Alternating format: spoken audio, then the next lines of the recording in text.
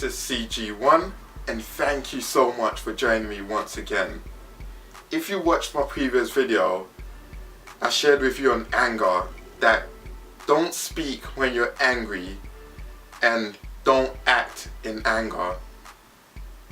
Now you're probably thinking, but Joe, what do I do with this anger in me?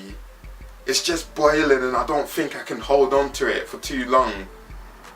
And I understand, because anger accumulated leads to bitterness, leads to resentment, leads to things that can have long-term damage. See, most people tend to deal with anger in two ways. They express it or they express it. Both letting the anger known is either done immediately or later, but it's expressed and it's normally not in the right way. See, because anger exaggerates our actions.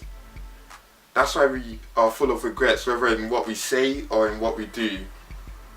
But it's a fair point to note that you just can't store up anger in you. That's why you have to let it go. Let it go. You really have to let it go.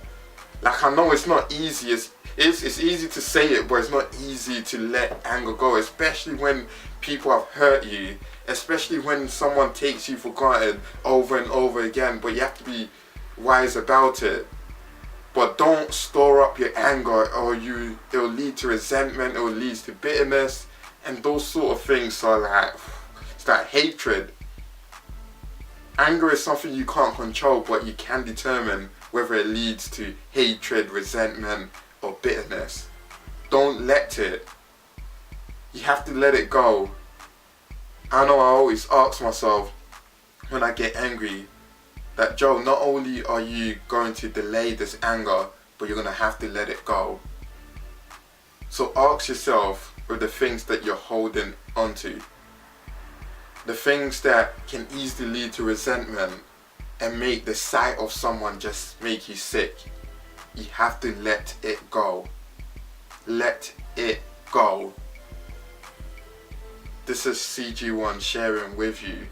You have to let it go, because you really, really do have the seed of greatness.